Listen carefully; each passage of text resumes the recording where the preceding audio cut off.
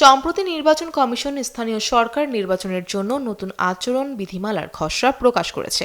কমিশনের লক্ষ্য হল আগামী জুলাইয়ের প্রথম সপ্তাহের মধ্যেই এই খসড়া চূড়ান্ত করা।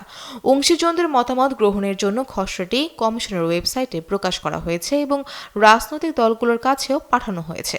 এবারের বিধিমালার সবচেয়ে গুরুত্বপূর্ণ দিক হল স্থানীয় সরকার নির্বাচনেও জাতীয় সংসদ নির্বাচনের মতো কঠোর আচরণবিধি প্রয়োগ করা হবে, কারণ ভবিষ্যতের স্থানীয় সরকার নির্বাচনগুলো দলীয় নয় বরং নির্দলীয় ভিত্তিতে অনুষ্ঠিত হবে।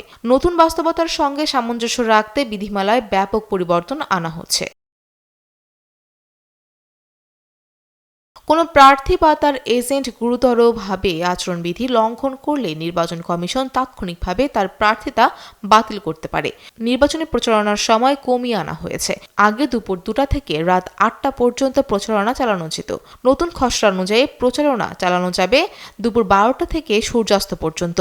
পোস্টার সম্পূর্ণ নিষিদ্ধ করা হয়েছে, তবে লিফলেট, হ্যান্ডবিল, ব্যানার ও ফেস্টুন ব্যবহার করা যাবে যদি সেগুলো পরিবেশ বান্ধব ও পচনশীল উপকরণ দিয়ে তৈরি করা হয়। মাইক ও সাউন্ড সিস্টেম ব্যবহারে কঠোর নিয়ন্ত্রণ আরোপ করা হয়েছে। প্রতি ওয়ার্ডে মাত্র একটি মাইক্রোফোন ব্যবহার করা যাবে এবং শব্দের মাত্রা সর্বোচ্চ 60 ডেসিবেল হতে হবে। সামাজিক যোগাযোগ মাধ্যমের প্রচারণার ক্ষেত্রেও নতুন নিয়ম আনা হয়েছে। প্রার্থীদের তাদের ব্যবহৃত সামাজিক যোগাযোগ মাধ্যমের অ্যাকাউন্ট ও ইমেইল রিটার্নিং কর্মকর্তার কাছে নিবন্ধন করতে হবে। কৃত্রিম বুদ্ধিমত্তা বা এআই ব্যবহার করে ভুয়া তথ্য, বিকৃত ছবি কিংবা বিদ্বেষমূলক প্রচারণা সম্পূর্ণ নিষিদ্ধ করা হয়েছে। এছাড়া ভোট কেন্দ্রের 400 গজের মধ্যে ভোটার স্লিপ বিতরণ করা যাবে না। নির্বাচনী ব্যয়সীমা অতিক্রম করলেও শাস্তির মুখোমুখি হতে হবে। শাস্তির বিষয়েও কঠোরতা বাড়ানো হয়েছে। ইউনিয়ন পরিষদ নির্বাচনে আচরণবিধি লঙ্ঘনের জরিমানা 10,000 টাকা থেকে বাড়িয়ে 50,000 টাকা করা হয়েছে। কারাদণ্ডের বিধান আগের মতোই সর্বোচ্চ 6 মাস রাখা হয়েছে।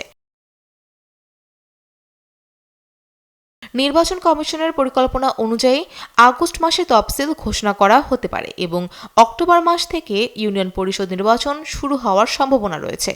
প্রথম ধাপে প্রায় 400টি ইউনিয়ন পরিষদে ভোট গ্রহণ হতে পারে। পরিশেষে বলা যায়, নির্বাচন কমিশনের এই নতুন বিধিমালা নির্বাচনী পরিবেশকে আরও সুশৃঙ্খল, স্বচ্ছ ও আধুনিক করার লক্ষ্যে প্রণয়ন করা হচ্ছে। বিশেষ করে ডিজিটাল প্রচারণা নিয়ন্ত্রণ, পরিবেশ বান্ধব উপকরণ ব্যবহার এবং আচরণবিধি লঙ্ঘনের বিরুদ্ধে কঠোর ব্যবস্থা গ্রহণ নির্বাচনকে আরও গ্রহণযোগ্য করতে গুরুত্বপূর্ণ ভূমিকা পালন করবে।